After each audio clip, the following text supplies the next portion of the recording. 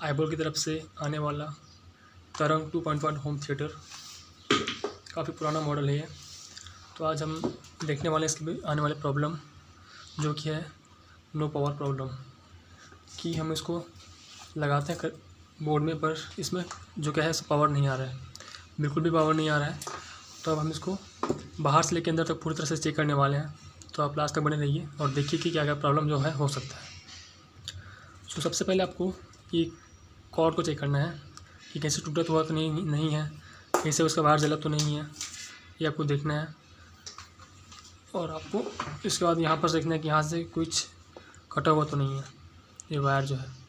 फिर इसके बाद हम ये चेक करने के बाद इसको खोल के अंदर से चेक करेंगे।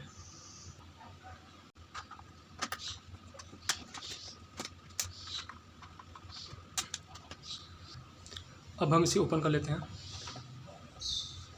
तो इस तरह से इसका कुछ जो है बोर्ड आता है, आप देख सकते हैं। इसमें जो है 20-30 होम थिएटर का जो ऐसे वो यूज़ होता है इसमें, TDI 20-30। और ये पावर का सप्लाई का जो वायर है इसमें आया हुआ है स्विच में। और ये यहाँ से गया हुआ है, नीचे लगा हुआ है ये ट्रांसफार्मर लगा हुआ है, 12 का ट्रांसफार्मर है, 12 का।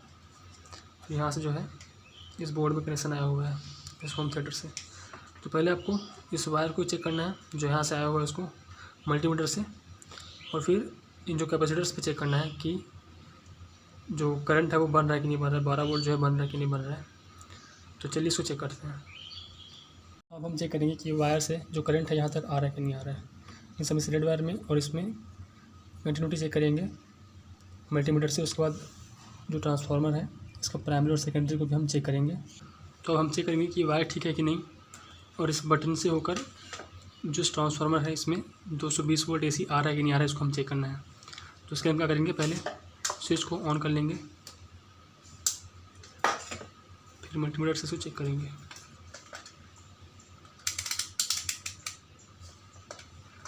कुछ इस तरह से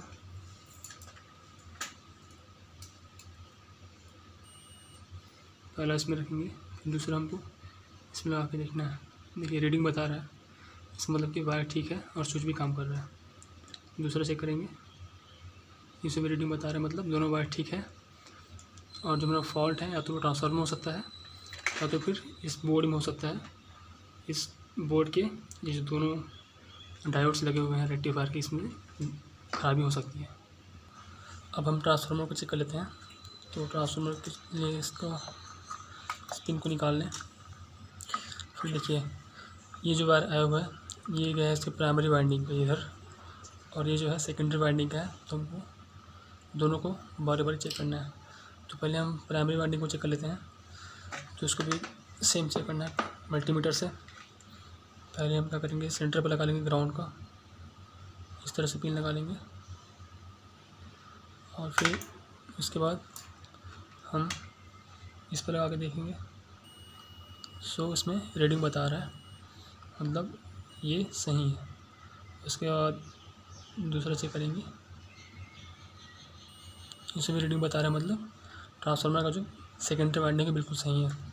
प्राइमरी को चेक करने के लिए क्या करेंगे हम लोग, सीधा कि दोनों वायर पे हमको लगा के देखना है, कंटिन्यूटी आना चाहिए इसमें भी।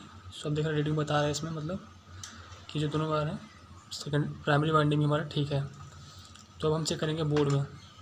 बोर्ड में जो डायोड्स लगे हुए हैं वो ख़राब हो सकते हैं। सो अब हम इस बोर्ड में लगे डायोड्स चेक करेंगे। ये जो डायोड लगे हैं 4, ये ऐसे रेक्टिफायर काम करते हैं। तो हमको इसमें मल्टीमीटर से चेक करना है। एक साइड से चेक करने पर हमको रीडिंग आना चाहिए और दूसरे साइड से चेक करने पर रीडिंग नहीं आनी चाहिए। तो देखते हैं एक के बाद एक। तो पहला को चेक करते हैं। तो देख रहे हैं आप इसमें रीडिंग एक साइड पर नहीं आ रहा है, और एक साइड पर चेक करने से ये रीडिंग बता रहा है। तो ये डायोड ठीक है। सेम बाकी में भी कर लेंगे हम। इसमें भी वन साइड पे रीडिंग नहीं बता रहा है और अपोजिट करने पे ये रीडिंग आ रहा है। तो इसी तरह से आपको चारों डायोड को एक के बाद एक करके चेक कर लेना है। अगर ये ख़राब हो तो आप सिंपल इसको रिप्लेस कर सकते हैं। फिर तीसरा भी सही है, चौथा में भी वन साइड पर नहीं आ रहा है।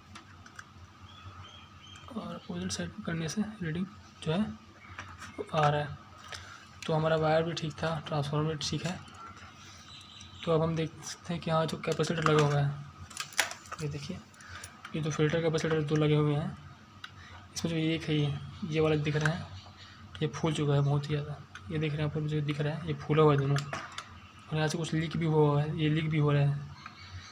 तो यहाँ पर जो फॉल्ट है वो उस कैपेसिटर में है। तो अगर आपको इस तरह से कुछ कैपेसिटर दिखाई दे जो फूला हुआ हो, या फिर इस तरह से जिसका जो लिक्विड है अगर लीक कर रहा हो, तो इसको आप चेंज कर दीजिए। फिर क्या है, आपको जो पावर का जो प्रॉब्लम आ रहा है वो ठीक हो जाएगा। तो सिंपली इसको हम चेंज करेंगे, फिर इसको चेक करेंगे।